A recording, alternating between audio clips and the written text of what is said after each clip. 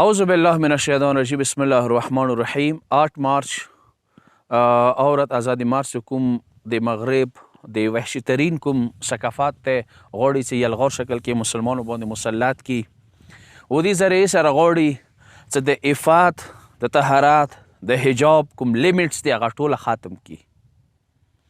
یو شای چې نن مغرب، نن امریکا ملعون، نن لندن، نن اسرائیل، نن هغه لیبرل نظام باندې فرفته د هغې شکار د انډیویجولیزم قیدې استثمار شده کسان هغه غواړي څه حجاب یو هغه وګڼي، محدودیت وګڼي، ښځې دپاره قید وګڼي، دې مقابلې کې د ازادۍ والا نعره اوچاته کي.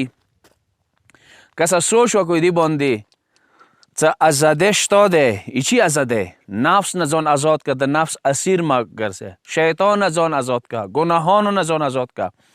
کومه ازادۍ ناره څه دغه بیس باندې لګېږي ښځې نه ټیکري کوزوله، د هغه ټیکري غورځوله، دا حقیقت کې د هغه ازادۍ ته سلب کړله. ویلې حقیقي ازادي، معنوي ازادي، د عفت والا ازادي دی چې هغه د هوس والا سترګو نه محفوظه پاتې شي، د شهوات والا سترګو نه هغه محفوظه پاتې شي، د شوهر دایرې کې هغه محفوظه پاتې شي، چې شوهر یې هغه ذمه دار شي.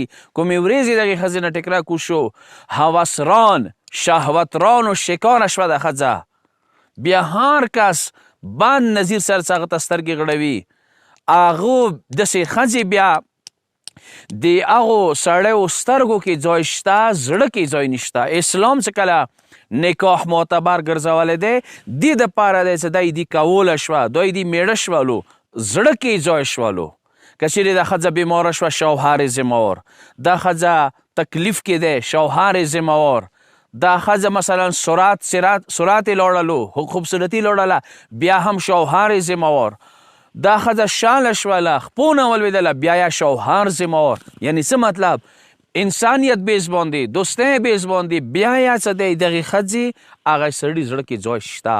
اما کومې ورځې ټیکری ونه کوز شولو، د نکاح حدود ختم شوله، دا ښځه د هر شهوت پرست سړي سترګو شکار شوله. بیا دې سره هغه نگاه نه کېږي چې کوم هغې حجاب والا دی. څومره بهترینه جمله دی د یوروپ هغې جلکۍ چې کله هغه حجاب پسند کړلو، مسلمانه شوله، ټیکری ځانې وشول، ټیکري کې چې کله پټه شوله، دا جمله یې استعمال کړله چې زه ورکه شوی یم، زه دوباره پیدا شولم.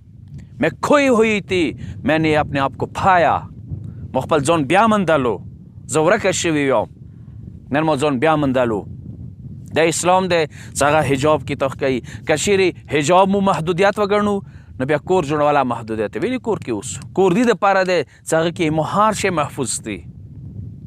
جامې دپاره دی هغه دې پسې مو حیاو کې محفوظه دی. ټیکری اندي دپاره دی چې د هغه ښځه د هوسران د شهوترانو هغه نه بچ شي، محفوظه پاتې شي.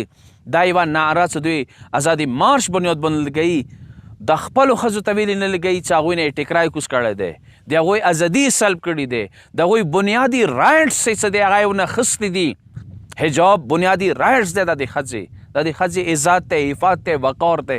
لذا څومره ځوانان یوی که دین درد مو وي، څومره کوای شوی دغې حوالې سره خپله خاموشي ختم کوئ، دغې فحاشي د غوریانې خلاف خپل آواز ټولې دنیا کې پرشان کوئ. د حجاب هغه اصلي کوم ثمراتی دی، میوې دی، هغه دنیا ته پرشان کوئ. پردے کے بارے میں جدید ریسرچ وقت سوئی څومره هغه نان مسلم دي چې هغه د مو پردې په باره کې څومره بهترین خبرې هغوی کوي چې موږ کومې ورځې کله ټیکری کوز کړلو، موږ ویله چې موږ ازادې شولو، بازار ته راوتلو. اما موږ ته څه پاته وه چې هغه وحشي ترین شهوت پرستو سترګو شکار شولو. نن پلار انتظار کیو، مور انتظار کیو، بچیو انتظار کیو، نن لاړلو مختلفو ځایو کې کلاونه جوړ شولو، د هر لاس کلاونه جوړه شولو. او یو وخت داسې لاړه چې کله یې مو سرعت ختم شولو، ټیشو پیپر غونته یې مو ځای ډسبین و. اما تاسې والا ښځه چې هغه حجاب سره ځان وساتلو، هغه د شوهر یې ذمهوار شولو، بچی وشو بچی ذمه ورشوله مور ولا مفهوم پیدا وکړلو د حجاب کې خور ولا مفهوم پیدا وکړ د حجاب کې اندغه عفت کې پروردگار نه دعا ده چې دغه وحشي ترین نظام چې دغه دخنو طرف نه ثقافتی الغار شکل کې فحاشي اور یعنی پیدا کولی کومه ذریعہ ده خدای دغه مقابله کې ودرېدلې وې دي صد باب خدای مټو توفیق نصیب کې واخر دعوانا الحمدلله رب العالمین.